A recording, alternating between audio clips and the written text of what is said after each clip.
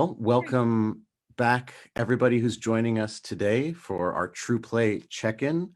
I think this is True Play check-in number 5. It's an opportunity for Krystina and I, colleagues that have been working together for years now, to share the work of Ms. Chung Shui-Chin from Anji County, her work around Anji Play and True Play with a broader audience. It's a chance for us to check in with our great friends and colleagues, people that have been part of our work and part of our conversations since we've begun this work. I guess today I really just want to start out by thanking everyone who's joining us. We've got a lot of great comments and responses. We've got Tia in Colorado and our friend Carol in Madison and Suzanne in Sweden. We've got Hilda in Belgium. We've got a lot of great educators that are joining us and sharing their thoughts. So I just wanted to thank you guys all again so much for being a part of this with us. We're incredibly lucky. It's our incredible good fortune to be joined today by Dr. Lawrence Jay Cohen. Larry is a psychologist and author of a number of books: Playful Parenting, The Opposite of Worry, The Art of Roughhousing. Recently, Playful Parenting has been published in Chinese. So we encourage you, if you're in China, to pick up a copy, or if you're in America, pick it up in English. Or I guess if you're in America and you want to learn Chinese, there's no better way to learn than to pick up a copy of Larry's book. So just a plug for that. Larry's a really great guy, a really good friend of ours. And we've had the great good fortune of spending a lot of time in Anji with Larry. He visited a few years ago with his wife. He came back again on a study tour. And we were really fortunate to have him speak at the True Play conference a little more than a year ago in Anji in 2019. So I just want to welcome Dr. Cohen, Larry. Thank you so much for being here. I want to open it up to you. I think maybe, what drew you to Anji? You were doing work on your own in China, amazing work in China, and we had the good fortune of having you there. What drew you there? Anything that you can share with us about that? Great to see you, Jesse, and Christina, and everybody out there. I was in Boston, and I was visiting a preschool, and I said I was going to China, and they said, "Oh, do you know about Anji?" And I said, "No, I don't." And I don't even remember what they said about it, but it was probably just 2 or 3 sentences, and my mind was in a million places, and I just thought, "That's incredible! I have to go there." But my first trip to China, I didn't have a chance to go, and I just asked around, about Anji, and most people didn't, but a few people were like, "Oh yeah," and they told me more, and I got more interested. And then my next trip, I found out that I was going to be really close to Anji at the time of the study tour. So I was like, "Can I just come for one day? I can only afford one day." And then Jesse and Christina were like, "Sure." So then I was totally hooked as soon as I saw the first school that I went to.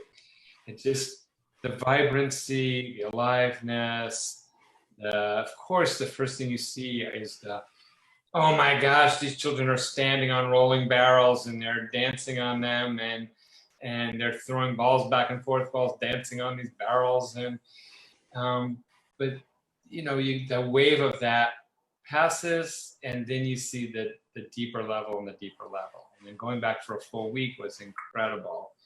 And every day it was like, oh, this art that's going on, and the reflection groups, and the depth, the way that the teachers and the principals and Mrs. Chung talked about children. And I'll just share one story that stuck with me, which was about this incredible respect for children, which is that there was a child who was having trouble, was aggressive, was, somebody who was having a lot of psychological, emotional difficulties at school. And some of the other parents were saying, "We don't want this kid in class with our children." And the teachers got together, the principal, and I don't remember which school this was at, but the principal wrote a letter to all the parents saying, "You are very fortunate and very lucky to have this child in your class. And your children are having an extra opportunity for empathy and learning and caring." And I was just one of the many times at Anji that I was like just tears pouring down my face, because, a curriculum is one thing and good materials is one thing. And this is, incredibly important. But the real magic is that caring. And then to see that, okay, it's not one school, one teacher, one principal. It really can grow, it can expand, it can flourish in different parts of China and different parts of America and Africa and the world. This is something that's really inspiring. And I love that story, because something we often hear when we're visiting is this description of sort of accepting every child and sort of embracing every child. Mm-hmm. There's this foundational idea of love, that, play belongs to every child, and that listening is important for every child. Something that's been interesting for us is that we think of the risky play, we think of sort of the freedom there, but we've also been thinking a lot about the power of being heard, of having your story being the most important story, and the safety that comes from that. Yeah. I know in your work as a psychologist, a lot of the work you do is listening. And so I sometimes think that the training for an Anji teacher is maybe more like the training for a psychologist. I'm wondering if there's anything you could share with us from the perspective of a parent being with children, or for a teacher being with children. How do you find that you are able to listen to people when you really want to say something, or when you're feeling something big? Yeah.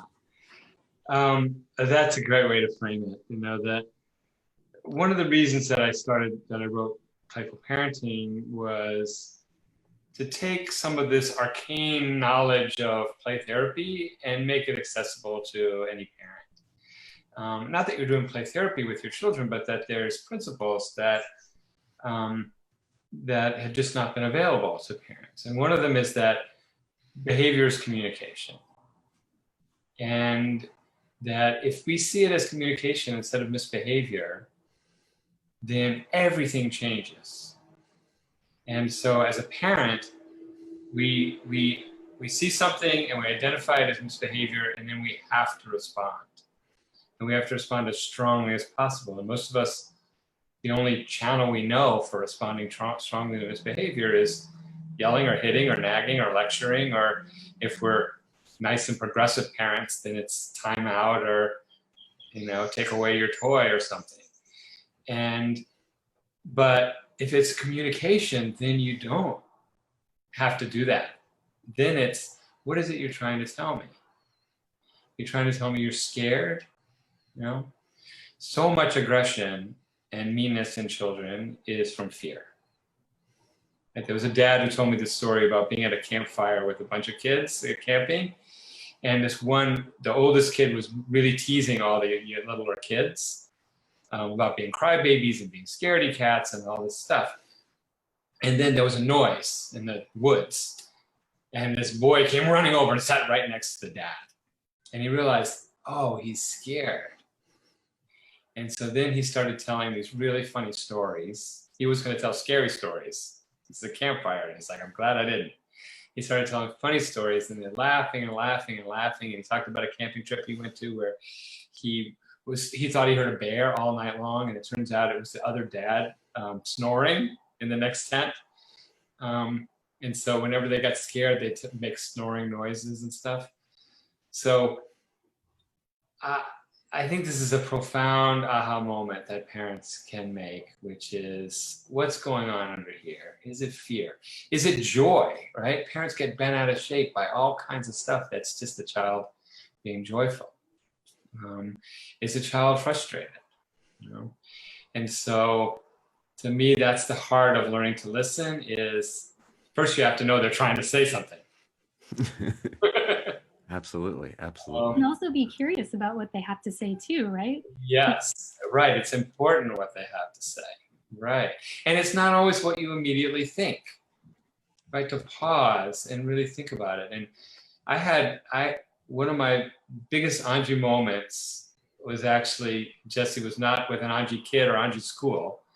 It was when you showed me a video of Rosie and working on a bicycle. I think she was trying to get it back upright after it had fallen. And I'm watching this video. She's getting increasingly frustrated, and you're obviously behind the camera taking the picture and not saying anything. And I think I said something to you like, why didn't you help her when she asked for your help? And you looked at me like, what are you talking about? And I said, well, I just repeated my question. And you said, she didn't ask me for help. Watch it again. And I watched the video again, and she never asked for help. She was frustrated, but she was not giving up, and she was mastering it. And I saw the frustration, and in my head, I heard her ask for help. And therefore, I saw you refusing to help her when she asked clearly for help and not even explaining why you weren't helping.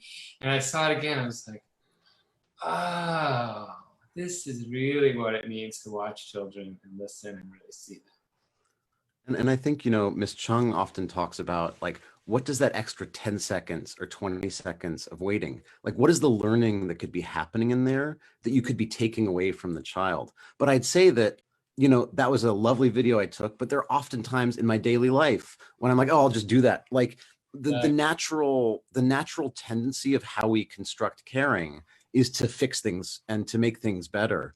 And so, I mean, I'm wondering, I don't know if I found a great technique yet, but how do we get to that point of self-awareness about our own stories or our own like emotions when we're responding? And how do we differentiate between those times when, like it's gone beyond a point where us not being a part of it is not caring, and how much of it is us? Like, how do we, and I think sometimes, I think once you help me by saying, oh, well, what, like put a number on where I am emotionally, right? Am I at a 9? Am I at an 8? And then being aware of that feeling. Yeah. Is there any, how do you negotiate that? Or how do you differentiate between it being your need to step in and the child's need to actually like ask for support? I guess that kind of goes hand in hand. Yeah, I have a few thoughts about that. And I'll start with the last one that you reminded me of saying that, Krystina, which is, I heard a lecture once from this guy who was the consulting psychiatrist in the New York City Police Department for like 20 or 30 years. So he'd seen everything. And what he taught recruits was nothing is urgent except for cardiac arrest and arterial bleeding. Like anything else, you can pause, you can think. And that really helped me. Because if he's telling people that, somebody with a gun or a knife or screaming, like you can actually have a moment, like then I can certainly do it if my, like for now, if my granddaughter's screaming or, there's something going on in a normal everyday household thing. So keeping that perspective is one thing. And the other thing, you alluded to this, Jesse, about tuning into your physiology, right? So being aware, like, oh, yeah, I'm at a 10. No wonder I have no idea what to do. Nobody has any idea what to do when they're at 8, 9, 10. And we've all been taught, like, the big thing to do with your emotions is name them and talk about them. And no, that's not the most important thing to do with your emotions. The important thing to do with your emotions is ride them, see them, feel them. Naming is the tip of the iceberg. And it's not a bad thing. It's helpful to name them and have a good vocabulary of emotions. But so when I teach kids or adults that 1 to 10 scale, I don't use the names of emotions. I say, okay, from a scale of 1 to 10, where 1 is and 10 is what number are you right now? Because the name is going to just interfere. So, okay, and then okay, if I'm at 3, I can take a deep breath. If I'm at 5, I can splash cold water in my face. If I'm at 8, 9, 10, I got to do something, I got to scream. So tune into your physiology to know, my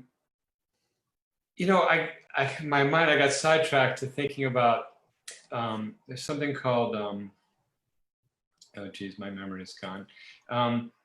It's a program for helping children not be vulnerable to sexual abuse. The name of it will come to me. But one of the essential things is to teach children the difference between what feels good and what feels right. And I always point to like 2 sides of my belly when I am explaining this to someone. Like, what feels good and what feels right, and they feel different inside. And so somebody comes up to a kid and says, do you want a puppy? Well, that feels good, but it doesn't feel right.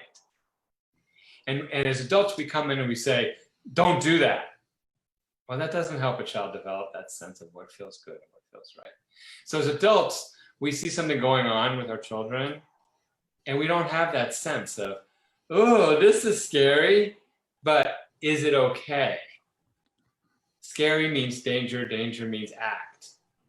And so and it really just takes practice, you know? And I think having something to anchor it in your mind helps. Like for me, one of the biggest memories I have, and I wrote about this in The Opposite of Worry, was my daughter was climbing on a big structure when she was 3 or 4. And I was standing at the bottom saying, be careful, be careful, be careful. And my friend who was there with me said, you know, Larry, she's going to recover better from a broken arm than from being fearful and timid her whole life. And I tried to argue. My mouth couldn't form the words because there's really no argument. It's so true.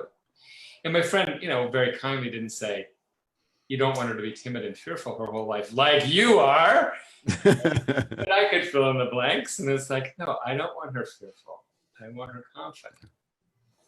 And I think there's a role also in those situations. And I know Dr. Mariana Brusoni was part of the conference as well. Just knowing the facts, right? That I think like in Canada over the last decade, not a single child has died from falling out of a tree. Right. Like sometimes like getting to that right number can also be being aware of just kind of the reasons behind it. Although that doesn't always work because, you know, we get into these places. I think also, you know, the idea that feeling right, feeling good, that the more that we can create safe environments where children can sort of figure that out on their own, right? Gives them a really strong internal place to make judgments, maybe when it comes to physical safety, maybe less on the dangers from predators. That's probably a whole different idea of judging what's right and what's good. But there's a lot of ways in which giving children that space for risk, you know, in a safe environment, you know, materials that are not going to break, you know, places where there's not spikes sticking out of the ground, where there's no hazards. You know, the more that we can encourage that internal differentiation between environmental risk factors, you know, the safer a child will be. I think the thing you really bring up that I find so interesting, and we sometimes think about, because I think some people, when we say step back, think about a detached person, right? Somebody's off doing their own thing who is not involved. But there's also, I think, what you were talking about in being aware of where we are, that on the other extreme, there's this enmeshment. We can't really divide ourselves from others, where we can't separate what our needs or our feelings are versus somebody else's needs or feelings. And then I think in the center, we're talking about something maybe like more like attunement. Yeah. And I think part of that, again, is those really healthy boundaries. Yeah. And then it's navigating healthy boundaries versus not being detached, right? Right. And I started out as a therapist before I got into all this stuff. And so, you know, it's kind of ingrained in how I think. And so I think about parenting, I think about celebrating the stuff we want to keep from when we were children. You know, and you might have a little of that, or you might have a lot of that. People say they have none of it. It's like, well, you wouldn't be here if you had none. So, you know, you got some. And then getting rid of what we want to get rid of. And some of that's the stuff that comes out of our mouth on that automatic if we don't take that 5 seconds to pause. And then what's the most interesting part and neglected part is building the part that's missing, filling in the gaps. So a lot of people grew up, a lot of adults now, parents now, didn't have a protector in their life. They were not protected from harm.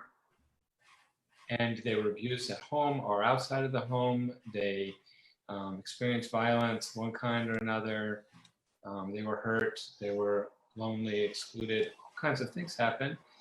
And they was not a strong enough protector in their life. And so they didn't get to internalize that sense of protection. I'm here to protect you. Everything is okay.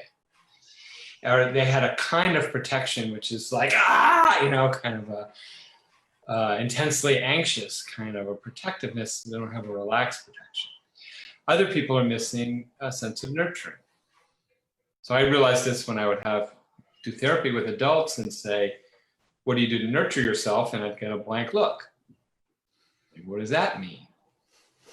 And I would try to explain it, and they're like, I don't know what you're talking about. And it's like, oh, you didn't get enough of that nurturing to know what it's like and to internalize it. And so this is really helpful to recognize what's missing and build it. It's not, it's missing too late, too bad, too late, forget it. It's, oh, I didn't get enough of that. I need to fill in the gaps. And protectiveness, nurturing, and playfulness, I think those are the big three that are most commonly missing in grown-ups. I mean, I work with grown-ups who are having trouble, parents who are having trouble with parenting. So those are the parts that need to fill in the gaps. So how do you fill in the gaps? You think about who did you know who represented those? And you put pictures of those people around. And you talk to them. So you were looking for particular strategies if you're wanting to step in too much or wanting to yell too much or lecture too much or whatever it is. Well, one strategy I like is to talk to the picture on the wall or to grandma who's passed on. Okay? And children will tune you out if you talk to them, but they'll always tune in when you're talking about them. And so if you turn to the picture of grandma on the wall and say, Grandma, I don't know what to do. I'm scared. She's climbing that tree and it's so high and I'm starting to get nervous. Relax? I don't know if I can relax. Well, remember, nobody ever has died from falling out of a tree. It's like, but this could, oh, okay. So and your child's watching this conversation and it's kind of amusing, but it's also very, very real at the same time. It seems like that is applicable to teachers too, because, in their work with children, they're not their parents, but, they do have their own, things that they have experienced in their lives that they're bringing into, the school setting as well. So it makes sense that, some of the things that you're talking about would be really great strategies for teachers to utilize as well. Right. And we all have school trauma. I mean, I don't know, who you are. I don't know anybody who escaped school without some traumatic experiences. And if you got straight A's and everybody loved you, then you had the trauma of thinking that was going to end one day and you would come crashing down. And if you were not doing well, then you feel like a failure. And so teachers have to deal with the shadow of their schooling and the shadow of their parenting and kind of make some room for themselves. This is why learning has to be experiential. You can't learn everything there is to know about parenting or teaching from. And I think something that we've seen in Anji, which I think is also incredibly powerful, is that listening, that being present, is taking place when children are playing, but it's also taking place when children are talking about their experiences of play. And so, like, those children are talking to each other, and the teachers are there being present. They're hearing that. They're asking questions that are really just, clarifying. They're not leading the children in any way. And then, for the teachers, they have administrators and they have principals whose primary job is to go in and observe the teachers. And then the way they do it is they ask the teacher, what do you want help with? What can I provide feedback for? And the teacher provides immediate feedback, and usually with reference to video they've taken to the teacher. And they do that a day and the second day and the third day, and then they come back together as a group of teachers, and they're talking about what was hard, what was helpful, what they're still working on. And so there's this sense of, there's this larger sort of, concentric series of rings of safety and listening that are part of that environment. And I think oftentimes what we hear in America is, those are very qualified teachers. In America, it's different. Those teachers have big spaces. That's different. I think a lot of times the big difference is that in a lot of settings in America, there isn't safety for teachers, for reasons of pay equity, for reasons of variety of expectations around doing assessments or implementing curricula, which are like stories about the children that are not the children's story of themselves, that there isn't that safety for teachers to be present, and there isn't that focus on listening to teachers. Is that something where we can develop workarounds, or do we have to change the entire system? I think that this is a brilliant method, and it's the safety, and also you need something strong like that to replace the kind of the running commentary, because most of us have a running commentary of criticism in our heads, and evaluation. And, and this goes hand in hand with, why don't teachers feel safe? Is because they're constantly being evaluated, and in a high risk, dangerous kind of way. Because there's a way to, let me see what you're doing, which is loving and supportive. And then there's a way to, I'm going to see what you're doing, which is dangerous. And so I think these structures of these levels of reflection and clearly caring. And I think that we have to, it's like loving loudly. And I'll tell you where I got that phrase, which is, I was talking with a parent about special time, which is you set aside a half an hour or an hour, set a timer, do it on a regular basis, and you say, I'm putting away my phone, I'm not doing any work, I'm completely at your disposal, you have my 100% undivided attention for this amount of time.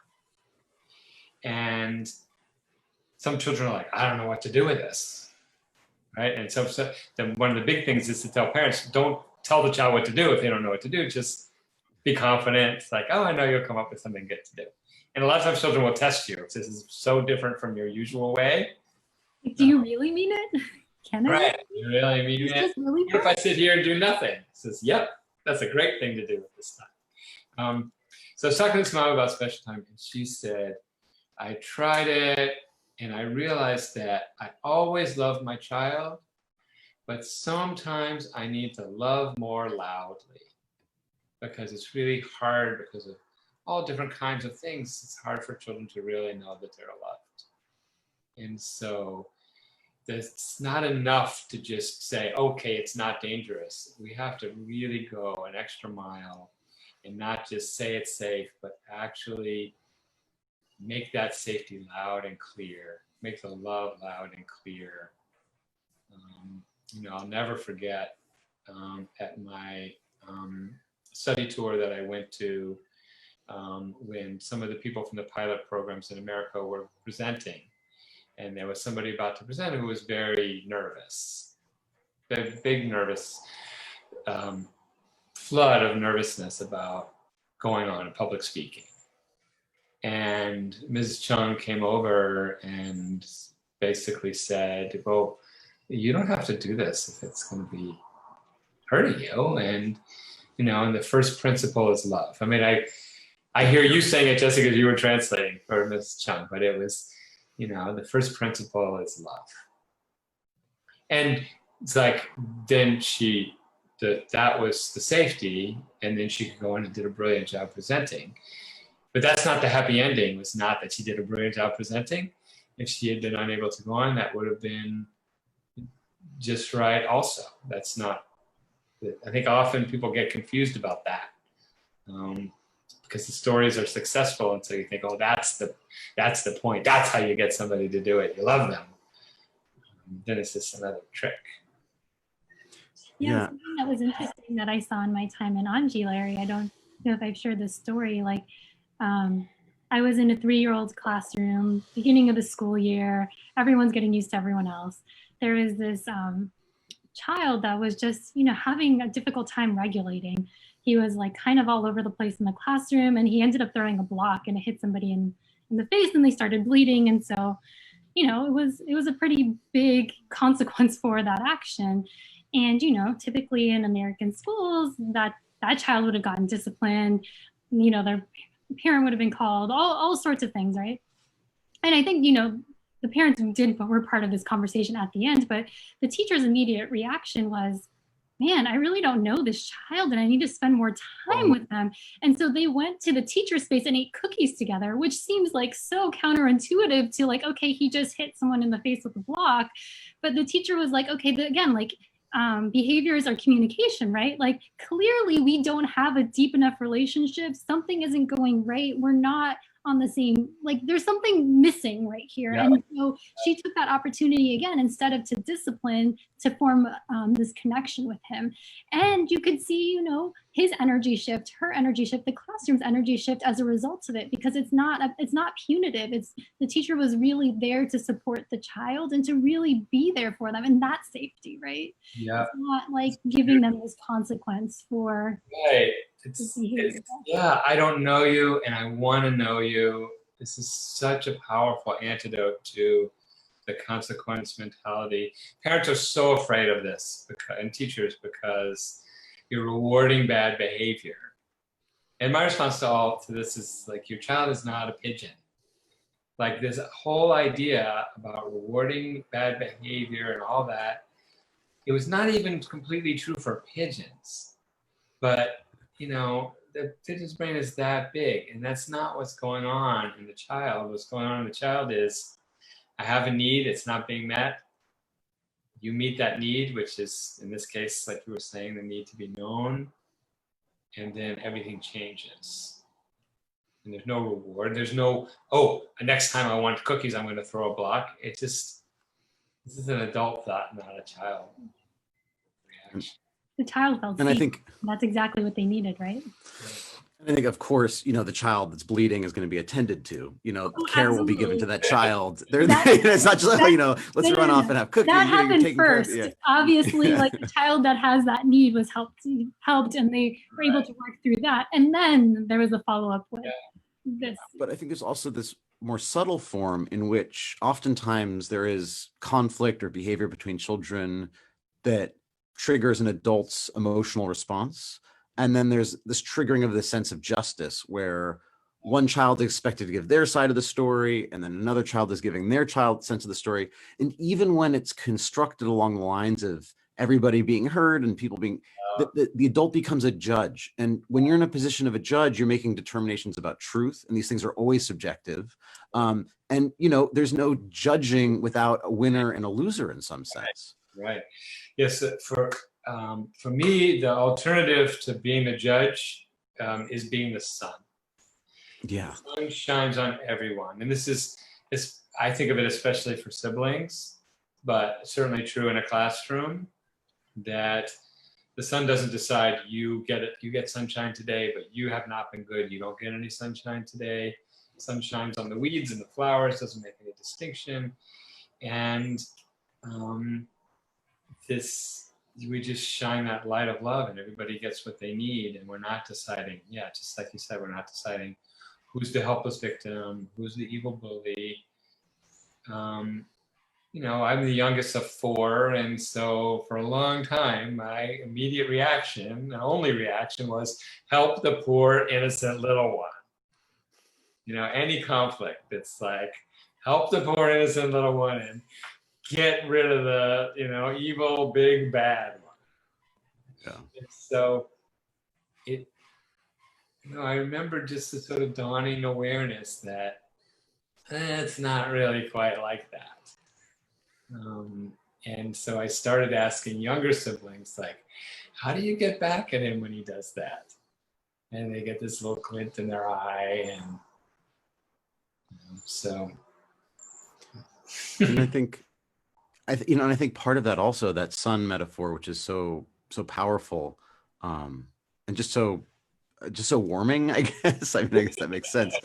Is that you know, I have this conversation with a lot of friends who are parents when they're worried that, you know, if their child is playing by themselves, that the child doesn't need them, or that, you know, a child is saying things that feel mean to the parent.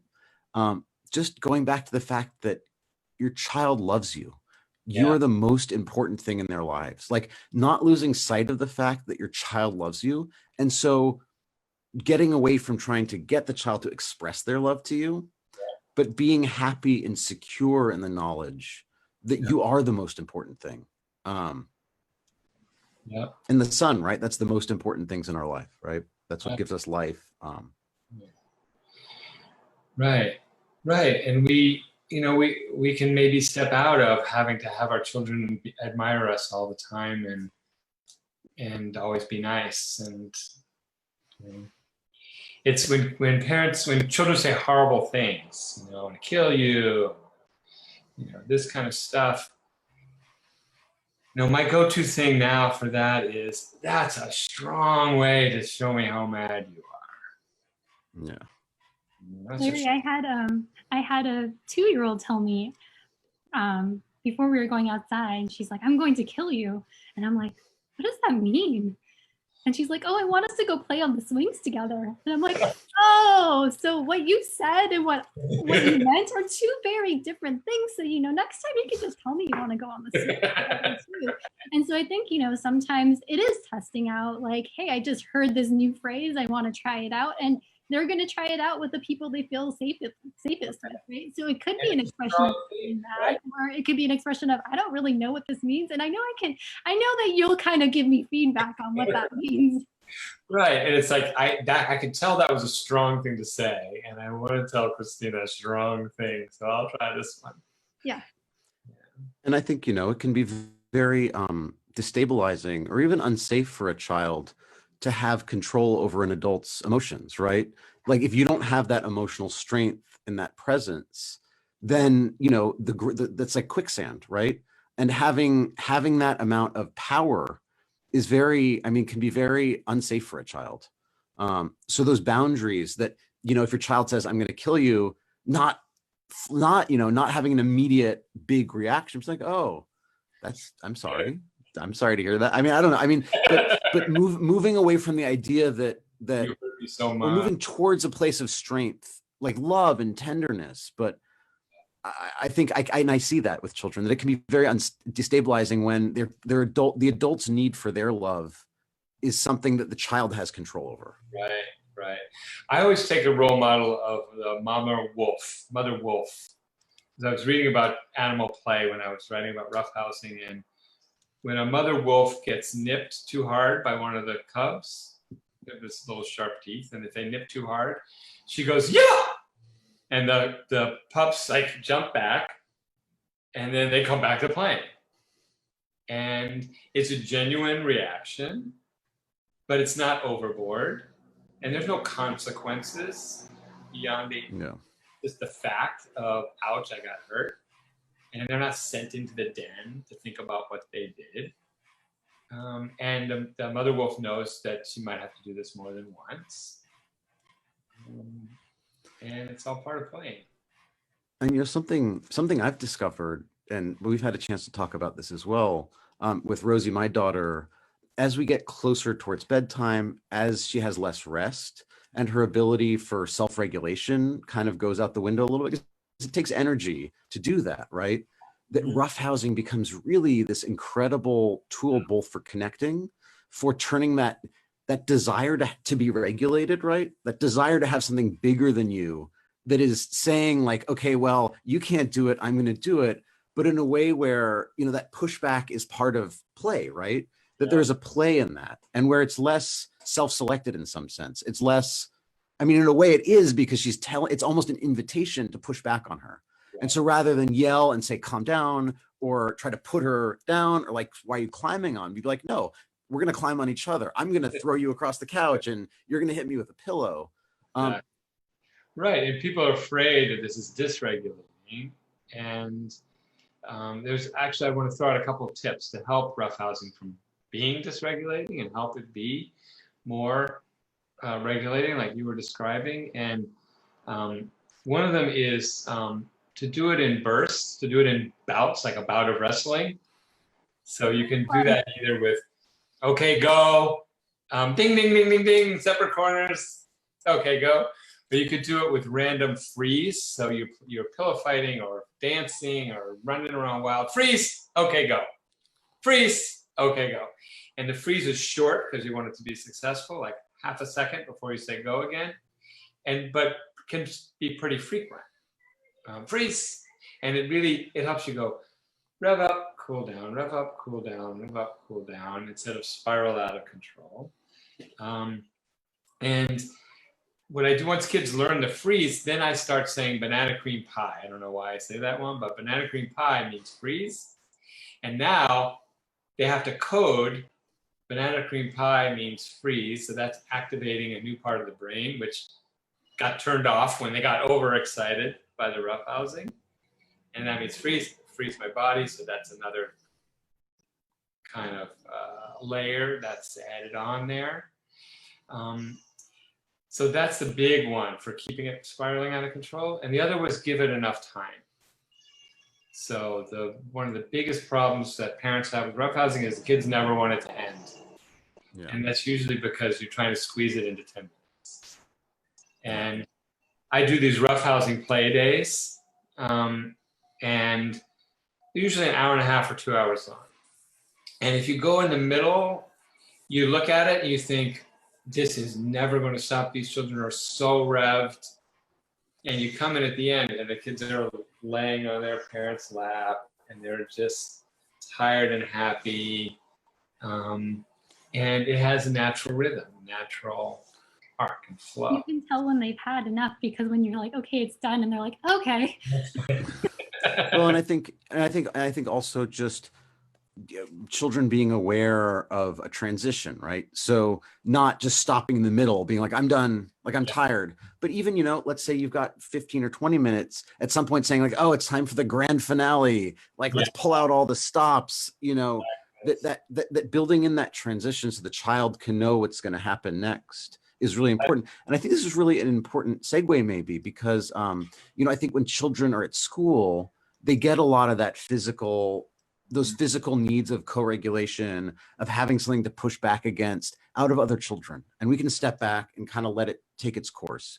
We're at home now, a lot of us are at home with our children for a lot of time, right? And so we do need to layer in our own stories or our own rules so that we're both participants in it. I mean, ideally, a lot of the time we're stepping back and the child's independently initiating play, but there is a lot of space in a parent-child relationship that's different than a teacher-child relationship. And so you've been thinking about different scenarios around routines, and I'm curious to hear more about that. Yeah, I think that one thing that's, I think, a common dead end that parents face is to give play as a reward for work. And it's, even if all you care about is academic performance, you wouldn't want to do this because it's going to make them rush through their work. But of course, we care about much more than academic performance. So that actually playing before a big pillow fighting, roughhousing, even 10 minutes can prepare you for sitting down and focusing.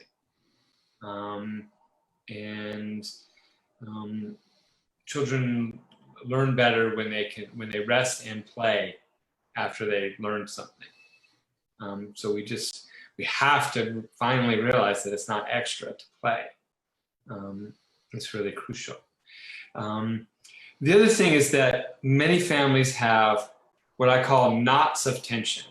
So there's a knot of tension that forms around bedtime, mealtime, homework, rules, mess, right?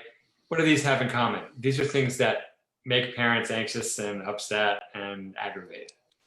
And I think are also things that we want children to do, right? Yes. There are things that we want a child to do, right? Right. We want the child to do something, and we feel like we have to force them. And when the knot of tension is created, we pull harder, the child pulls harder, the knot gets tighter. And when we pull harder, I notice for myself as a parent and now a grandparent, like I lose IQ points when there's a knot of tension. Like I remember my daughter's like, I can't get dressed by myself. You have to help me. Like when she was starting kindergarten, I was like, you've been getting dressed by yourself for years. And it's like, I'm a child psychologist. I could really be able to understand this, but I had no idea. I was just frustrated. I just lost, I don't know how many IQ points. And then she lost her flexibility. Like, no, I can't. So then I go over to help her. Oh, yeah, I'm going to help you get dressed. But I'm coming over with this suppressed rage, right? And it's like, no. Okay, fine. Get dressed by yourself. No, I can't. Oh, okay. So this went on for days. and it felt helpless. I was hopeless. I was, what were we gonna do? Finally, the best I could figure out was to like sit and pretend to help her, because she didn't really want help, but she didn't want me to not help. And so one day, I have to admit, it was out of boredom. It was not any brilliant insight. I was bored. And I was sitting on her bed, waiting for her to get dressed somehow. And I picked up 2 stuffed animals from her bed. And I had them start to have a fight with each other. And this one said, "She can't get dressed by herself. She's only 5 years old." "Oh, yes, she can. She's the amazing Emma. She can do anything." "No, she can't." As, look. She just put her pants on. It's like, "Oh no, her dad helped her. That doesn't count." So she's laughing, and I'm sitting here doing this goofy thing, so I didn't help her. And then she's saying, "Look." And and I can't remember which one said no, she can't. But it's like, "Oh no, you can't do that. You can't dress. You don't know where your head goes, and you don't know where your feet go." So she gets dressed, and she's happy, and I'm happy, and we're walking out the door, and she says, "Can we play that game again tomorrow?" And I'm like, "Oh my gosh, now we're gonna have to play this game for years." But what happened was we played it a few times, and the knot was gone. The laughter got rid of the knot, and I got my IQ points back. And I realized something that would have been obvious before without the tension, which is she started kindergarten. All of a sudden, it's a whole new world. It's not preschool. You have to be on time. The teacher is strict. There's homework. There's children getting scolded, all this stuff going on. And she's thinking, what's next? I got to get a job in an apartment. I can't handle this. I'm not ready. And how does she show that? It's like, I can't get dressed by myself. It was all so obvious then. And then she got her flexibility back, and she was ready to get dressed by herself. And she was ready to go back on the march of independence and mastery. And so I did it by accident the first time, but now I do it on purpose. And you take the conflict between parent and child, and you make it between the wolf and the mouse, and all of a sudden, it's all different. You can laugh about the conflict that you were not laughing about before. Now, parents want to make this a teaching moment. It's like, "Oh, okay, I'll be a good little mouse and I'll get dressed." It's like, that's not very funny. It's much funnier if there's resistance and there's drama and conflict, and that laughter is what you're after to reduce the tension. It's depersonalizing it, right? Well, depersonalizing and bringing it back to the relationship piece. It's not, I want to teach you how you're so capable and confident. It's like, hey, like our connection is missing. Like there's this knot that's keeping us from connecting with each other. Right. So how can we get rid of that so we can come back to that most important piece, which is our relationship with each other? Right. And that play and problems don't have to be 2 different universes. So ever since I learned Venn diagrams in whatever that was, 6th grade or 8th grade or something, I love Venn diagrams. And so I was finally so excited to be able to make a PowerPoint slide with Venn diagram that's problems and play, and the place where they overlap. Because they don't always overlap. Like free play, self-determined play, there's no problem. It's wonderful. And then problems where you can't be playful, sure, you take care of the kid who got hit in the head with the block, and you give them first aid and comfort, and it's not playtime right then. Yeah. But the place where they overlap is really interesting. And so a child's having trouble in school, and you say, let's play school. If they don't say it spontaneously, right? Often they'll say it spontaneously, but if they don't, I kind of see this as like the same as offering good materials for a child. If you put out good materials, they can take them or leave them. You don't have to use them. And you throw out a theme for play, they don't have to take it, but they can take it, and then you switch immediately to following. So you say, let's play school, and then they decide who's the teacher, who's the kid, what do they want you to do. Yeah. Well, but I think another way to think about it also is that let's just take her out of it altogether and say, for you, you were encountering a problem, and in a self-determined way, you found a joyous, playful way of thinking through it, right? So we think of play for children as about solving problems. You had a problem, which was that your daughter needed to get dressed. You didn't want to be in this place of like tension. You had these things, and there's this absurdity, right? Like you have this absurdity, but it's an absurdity that's focusing on her ability. I mean, I think we don't want to lose sight of the fact that maybe in a lot of situations, adults can play too. And that when you have a child as your audience, then however one child solves a problem in play, other children will see and will use that problem that they've solved. So the child using the problem that another child used in play isn't necessarily that other child playing. But they're gaining something from somebody else's experience of play, perhaps. I'm so glad you brought up adult play, because I just think it's just so crucial, and we forget. And I appreciate you saying I wasn't just sitting there bored, that I was actually doing self-determined play. That's good. I like that. Well, but it often looks like, it can look like boredom, right? Like the rights of true play are to be by yourself and not do anything, right? And a lot of parents have a hard time with their kids expressing strong emotions. Yeah. And one great thing, if you have young children, is that they'll do dramatic play, and that if they invite you in to be part of it, you can have big emotions in pretend. So, like, I have trouble with anger. It's really hard for me to get angry, and hard for me when other people are angry. But I can be the wolf, like, you woke me up and you were so noisy and I can't believe it. Well, I'm being honest about my feeling in a funny way, so it's not terrifying the child. I get to practice and get more comfortable with emotions. And this one's like, oh, I'm so sad. I'm so sad. And I think I miss my friends. What's really brilliant is, a lot of times parents do struggle, like, how do I bring this up to have this conversation with my kid? And a lot of times it's like, I know, like, my mind, like, as a teacher even goes to like this very serious place. Like, we have to have this serious conversation because, you don't want to go to school, and that's really serious because you have to go to school. You're going to go to school for the rest of your life. And so then it almost becomes like this pressure to have this conversation with the child. Whereas if you turn it into like, you're tossing them this ball, like, hey, like, let's talk about school. And again, like, if they really want to talk about it and are ready, they're like, yeah, let's play school. And if they're not, they're like, hey, no, I'm not interested. Let's go. I want to go ride my bike or something. And, either option is totally okay, but it's opening that door for communication and, just being there and listening. And again, trying to build up that relationship, that this is going to have to be addressed in one way or another at some point, but really respecting when your child is ready to have that conversation, but creating those opportunities for that conversation to happen. Yeah, and it makes so much sense to use their language instead of forcing them to use your language.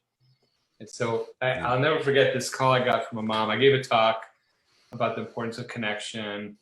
And the next morning, this mom calls me. It's like, you have to come. You have to meet my child. He's not able to connect.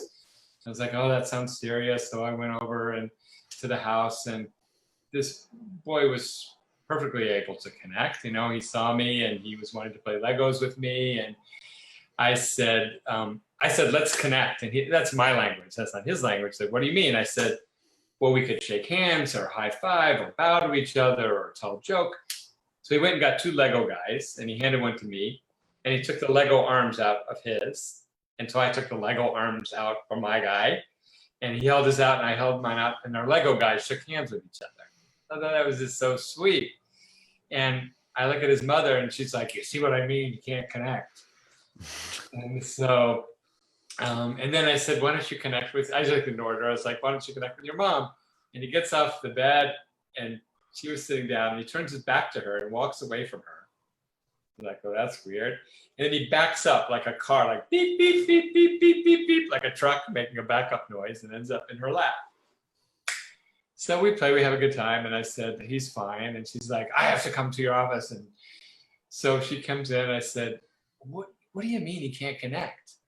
And she said, well, he doesn't want to sit down at the table and talk about his day and talk about his feelings. And, and I said,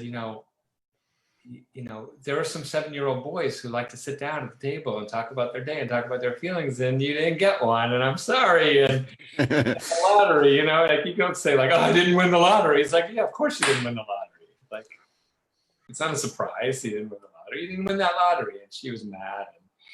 And I said it more nicely, but she still was mad. But, to me, that's been the big lesson in, we want to connect with children, we got to do it their way.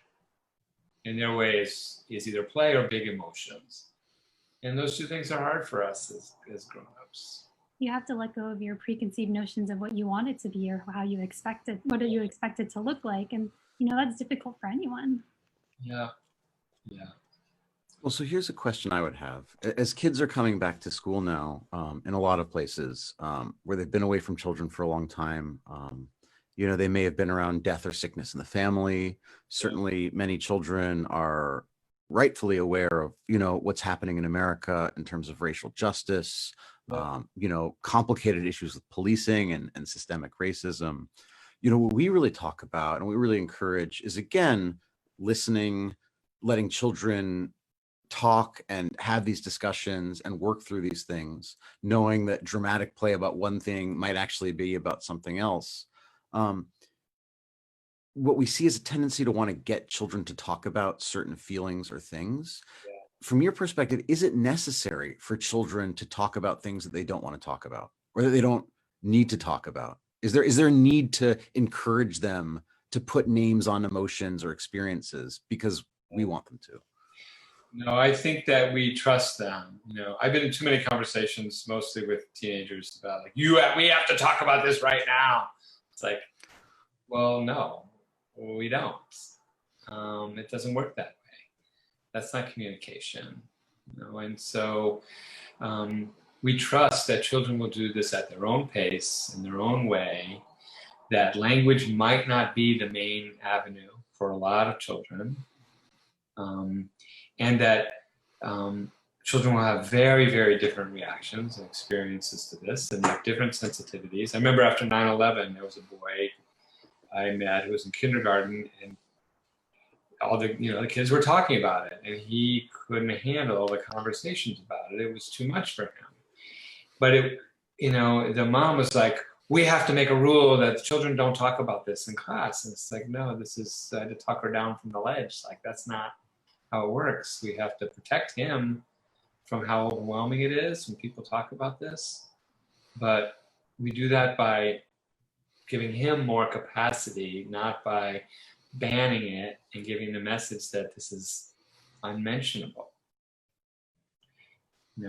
And so I think this is the balance, that I totally agree with what you're saying about we don't force it. We don't make kids talk. We don't do it on our timetable. We don't say, oh, this is how you deal with trauma. You have to talk about it in this place, in this way. And at the same time, we make sure it's mentionable. We make sure the children know. I just go back to Mr. Rogers, if it's mentionable, it's manageable. And a lot of adults grew up with, we just never talked about that. We never talked about this. We never talked about that. It was just, nobody even said don't talk about it. It just was a big black hole. And so we have to not go, if we wait too much and we only respond if children bring it up, then we have that risk of giving the message inadvertently that, oh, don't talk about this. But if we demand and we say you have to talk about this and it's got to be on your timetable, then we risk the other side. So I like the drop the pebble in the bucket approach. It's like, oh, we could talk about, that if you want, and then walk away. It's like, there's no demand, but there's the invitation. The invitation. It's tricky. Yeah. And I think, for those of us parents who are at home, I think for teachers as well, not losing sight of all the space that there is for listening. I think sometimes we think of it as at the dinner table we listen, or at this particular point in the day we listen, but not losing sight of all those times when children are talking, when they're brushing, when they're in the bathroom, they want to, they call out to you, or, when you're in the car, like making sure that whenever we can listen, we can, and making it clear that it's okay to talk then. I mean, I know that sounds a little simplistic. But oftentimes in the classroom, like the best conversations happened in the bathroom, like when you're helping them work through those care routines, right? Or when you're going to the kitchen to go get lunch, like it happened in those times where almost the pressure is off, like to have a conversation, right? Like you're not having an agenda of what you have to teach, right, in this hour of the school day, right? Exactly. Right. Yeah, I think listening is really the heart of it. And if you can include pillow fighting as part of listening, and exploding trucks and Barbies and whatever else, and include that in your scope of listening, then you're set. Well, Larry, I just want to thank you so much for agreeing to be part of this, for staying a part of our conversations about this important work, for the important work you're doing. I only have a copy of the Chinese book to hold up, but is there a particular website? Is there one good place that people should go to find your work that we can share more broadly with our audience? My website is woefully out of date, playfulparenting.com. But you can get my email on there, and if you send me an email, I'll put you on my newsletter, and that's the way to stay up to date. And I guess just, do you have anything else that you wanted to mention, Larry, that we didn't get to, or like things that you wanted to talk about or mention? Yeah, parting thoughts or anything really. So, well, just to clarify, this is not the old Playful Parenting book translated. That was translated a while ago. This is a brand new book that just happens to say Playful Parenting on the front, because that's my brand, I guess. And also my first book that has a picture on it. But it's a new book that's really developed out of the workshops that I've been doing in China for the last 4 years. Oh, fantastic. Just building on the ideas of playful parenting with a lot of new examples and new ideas and new formulations. So it's a brand new book, but you can't be one of those lucky people who speaks Chinese to read it. And what else? What did I want to say?